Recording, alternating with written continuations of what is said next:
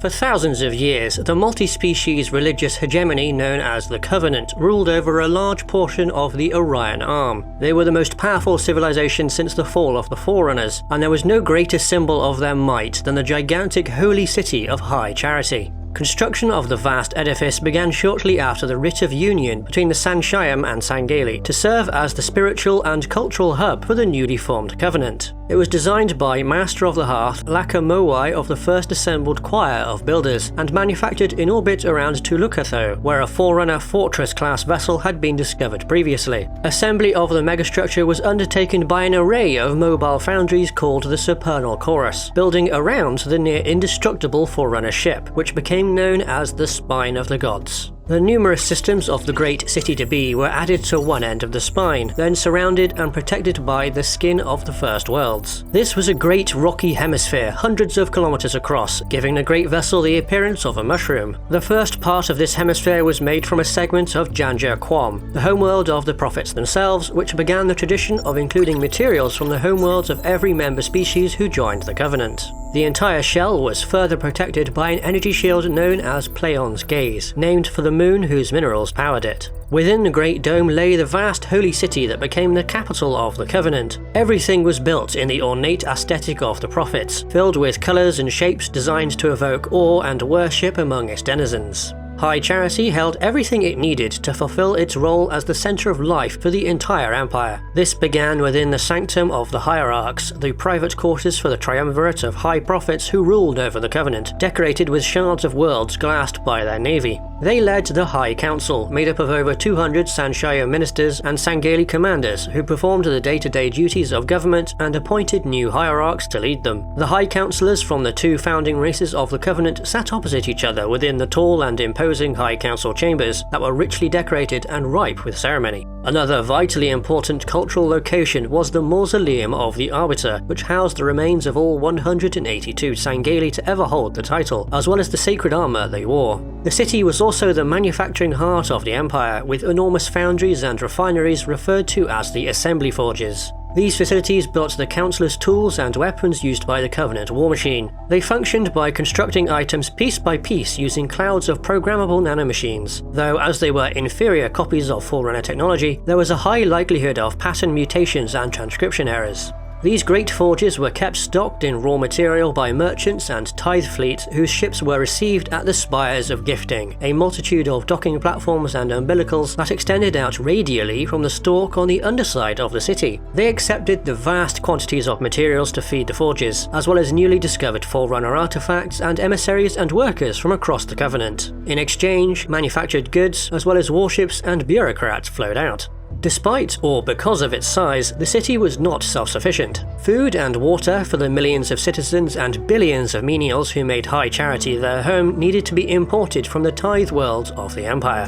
The entire structure was fully capable of repositioning itself thanks to a pair of powerful Forerunner artifacts. The Wings of Malagus allowed it to maneuver in real space, and Seaform Invictus allowed it to travel through slipspace. Yet more Forerunner artifacts adorned the Spires of Gifting. These were Forerunner weapon cores salvaged from across the galaxy and known as the Lances of the Faithful. Combined with the thousands of plasma weapons that also protected it, this meant that no other structure within the Covenant sphere could match High Charity's raw firepower.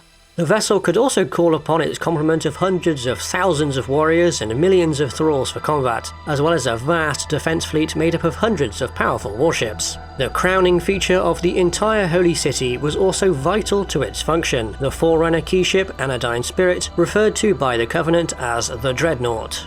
This mighty vessel was bathed in the glow of the Fount of Light, whose luminescence defined the daily cycle of worship, labour and rest for the city. The Dreadnought had a bloody history within the Sanshayim and Sangheili, but its place in High Charity was as a symbol of peace and religious devotion. It also served the practical purpose of providing the majority of the power to High Charity via quantum fluctuation conversion pods, which were backed up by a massive network of pinch fusion reactors. These reactors proved ill-equipped to deal with the full load of the city once the Prophet of Truth reactivated the Dreadnought and sent it to Earth. Despite the slender appearance of the supernal spiral-class Keyship, the great vessel stood at over 13 kilometers in height. Long before the rise of the multi-species empire, the vessel had a much different purpose: the cataloguing and collection of sentient life as part of the conservation measure. The importance of this sole mission meant that, unlike many other Forerunner vessels, the form of the Keyship was fixed, with nearly every internal space dedicated to its singular goal. The first step of this process required the ship and its crew to travel to worlds as yet untouched by the Flood to identify and retrieve sentient lifeforms, which were then placed in stasis inside the vessel's Silex repositories. After the activation of the Halo array, the ships returned to those worlds and automated systems repopulated them through cloning and biofabrication under the watchful gaze of a high-order Ancilla, a Forerunner AI, who commanded them instead of a living crew. In order to perform the dangerous task of cataloguing life across a galaxy plagued with the Flood, the Keyships were all incredibly fast thanks to their torsion plate sublight engines and crystal-mediated slipspace cores. However, the real secret to their great speed was a hidden network of slipspace portals spread across the Milky Way that they had access to. Only these vessels had the permission codes and interlocks required to command these portal complexes, as well as the special slipspace core needed to activate them. If they could not avoid the Flood through speed, agility, and guile, each ship was equipped with powerful dispersal field generators and a suite of weapons, including a light mass fusillade array. Also on board was a contingent of 100 Scutari, warrior servants specialized in shipboard combat. For further threats, hundreds of thousands of Sentinels and weapon ships of various types could be deployed, along with 48 Strix-class Harriers. These third-order warships were often used as escorts, but were also deployed in unthinkable numbers in Forerunner fleet actions. They acted in the role of distraction and interdiction, helping to guide the flow of battle alongside the many weapon ships they carried. They also struck at very specific targets to remove them from the enemy's fleet, something that their controlling Ancilla were ruthlessly efficient at.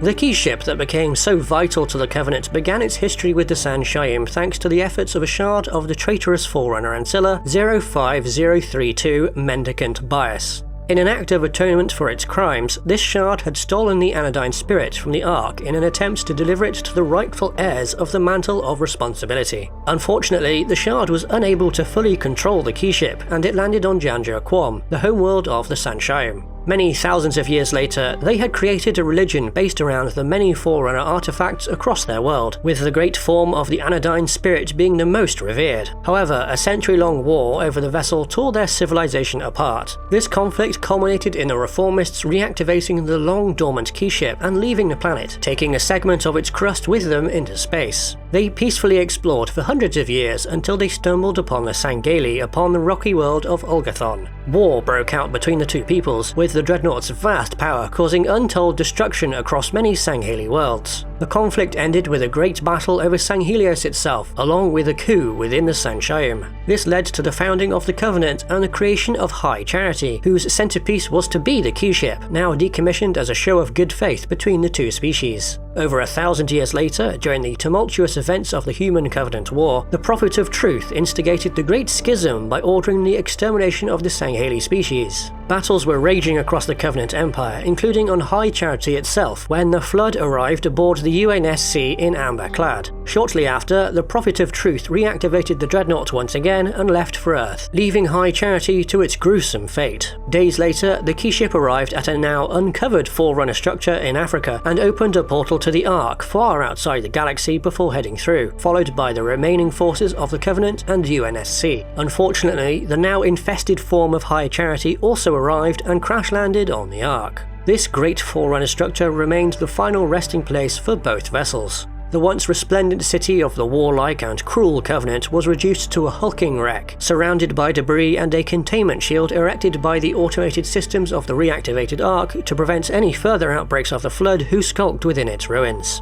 The noble form of the anodyne spirit remained where it landed after opening the portal at Voy, though its slipspace crystal core had been stolen during a raid by the Banished to allow them to return to the galaxy to wage war once again.